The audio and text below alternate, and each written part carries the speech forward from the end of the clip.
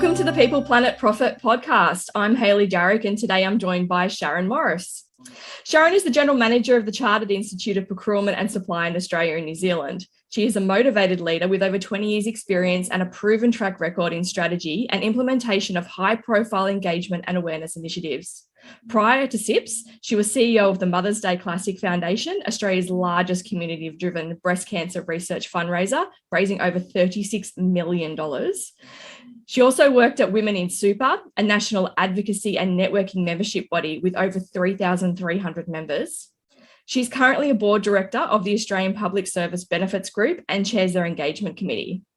Today, Sharon has joined me to chat about making positive environmental and social impacts through procurement. Welcome, Sharon. Welcome, thank you. Great to be here. It's lovely to have you. And I know that I tasked you with setting sort of, give me 5. I know we could sit here and talk for days, quite literally, about ways that you can make positive environmental and social impacts through procurement. But because we're only limited to time, and I'm sure that while we could talk for days, not everyone would listen for days. So give me your top 5. Thanks so much, Hayley. Well, top 5, let's get straight into it. Firstly, I think of an organisation, and it doesn't matter how big or small they are, but if an organisation is going to drive sustainability or what I call ethical procurement, what you need to know is that 60% of what they need to do happens throughout their supply chain. So, and the moment we start looking outside of our organisation and into the supply chain, we must be able and really ready to drive change in others. So that's kind of the first point.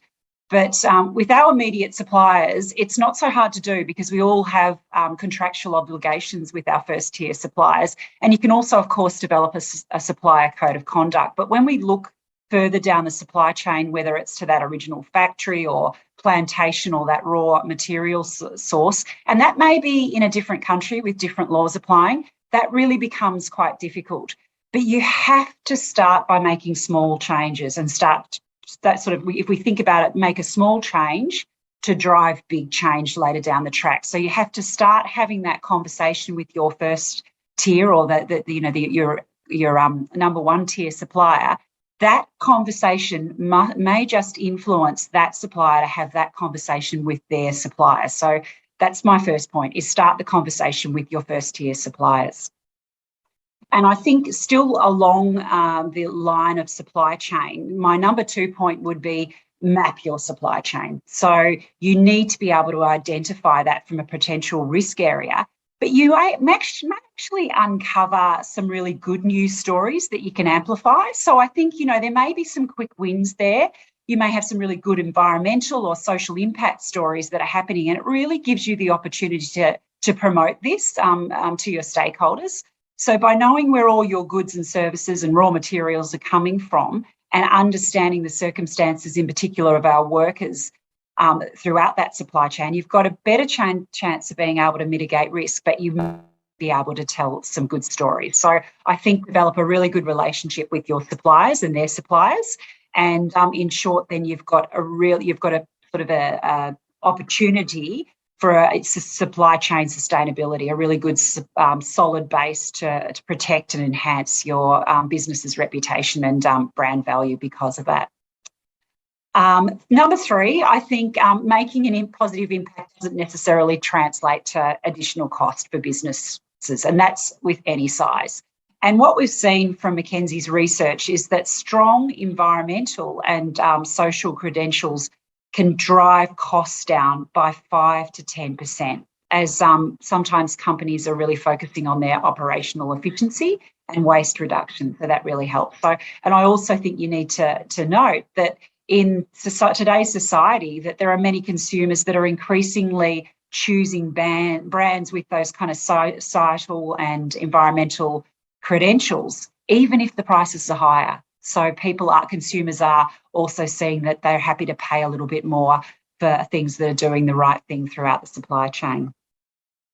And number 4, I would say, there's a growing and international focus on the strategic use of our procurement functions to deliver that social, economical and environmental outcomes. So Although social procurement is not new to us, certainly not new to us, is it, Hayley?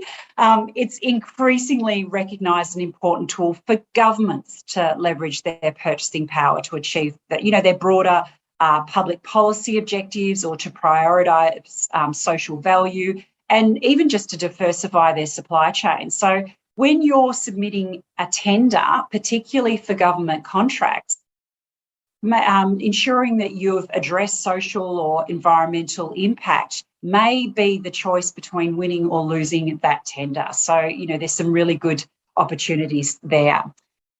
And finally, point number 5, I'd really say that we all have a moral and ethical obligation to do the right thing.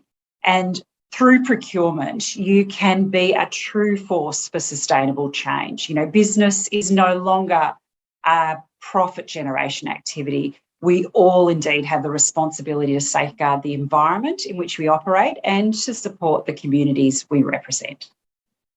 Yeah, they're a great top 5. I was even, as you were talking, I was like, you can just see how that can they're really tangible things that people can do.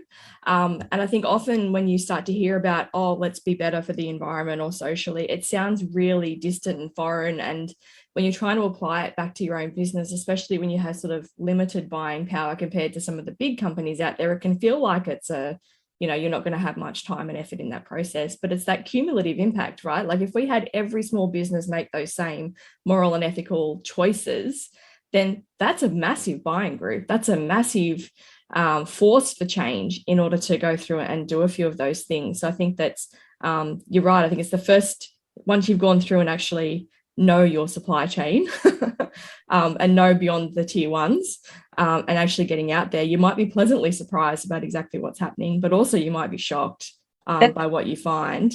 And I think that as you go through that, there's just a number of things that you can do, right? I mean, most people sort of cut and run if they find something bad, but imagine if you stuck the course and actually changed it. If you could help another business become better ethically in their operations, and that then impacts you as well. But then you've made a bigger change. They haven't just gone off and taken their bad practices somewhere else. And there's just so many good things happening in this space that we could talk for hours on. And I just want to round back to, I know you mentioned in there like social procurement. And I think that sometimes small businesses feel like they can't make a difference, or sometimes they're actually doing it without realizing, right? Like, you hire the local person or a friend of a family member because it's the right thing to do, but you don't realize you're actually giving a job to somebody in a disadvantaged group, or buying from a company that supports a local practice. Do you buy locally and stick locally and generate things from your town? Also has just a massive impact socially on those sorts of operations. And even if it's something as little as plant a tree, right? It's all about that one small change that can drive big change later on. And I think if you're doing that with one supplier, then, they may then have a discussion with someone else and, the chain goes on. So I think you've just got to start small and drive it. Yep. And I think about even like the ripple effect that you can have, if you just change the mindset of one person, who knows what they will do in the future, and what types of choices that they will make. I was having a conversation recently with someone who said that they thought that one of the roles that they were in, it was one of their biggest failures as a sustainability professional. They didn't think that they achieved anything environmentally or social out of it, or that the project failed. But that person managed to inspire one other person in that company to take on things, and that person has now grown and has a massive force for change in the industry. So sometimes even when you think you failed, you'll find out later that you haven't, and it's just put that seed in someone's mind to think a little bit differently, and they can go into greatness as well. So I'd always say that there's, don't, as you're reviewing your different programs, don't always think that you failed straight up. You never know the sort of subtle changes that you've made along the way as you move through as well. As with all things procurement, because I think that it baffles me that most people don't take on procurement as a profession. Like, it's buying stuff, right? Like, as consumers, we're all great at that. And so it seems like a really natural choice for a number of people to move into. So I think if anyone's working in small businesses, definitely get into procurement as a profession. I mean, sometimes it feels like an obligation in really small businesses that you have to buy things to keep things going. But I think it's definitely, and it's a really transferable occupation. So we talk a lot about being resilient for the future, and as people go through and change things around the place in the future, if you're tapping into this and you're working in a small business, I think that it's a no-brainer to focus on procurement. It's the one thing that's transferable in any company, in any industry. You can do it in a small town or in a large city, and it's pretty much all in there. But I know that I'm preaching to the choir. Yeah. Well, and the capabilities of our procurement professionals of the future, it's really around those soft skills. It's the negotiation and influencing, that strategic drive. And they're an integral part of, small and big business now, because, more and more organisations are responsible to shareholders and stakeholders, and they have to know what's in their supply chain. So, to the procurement and the supply chain management people are essential to a business. So those skills, those soft skills are really important. And of course, SIPs offer the technical skills as well to get people trained and ready to be able to drive procurement and supply chain management into big and small organisations. Excellent. Well, thank you so much for joining me today, Sharon. Well, thank you for having me, Hayley. It's been a pleasure.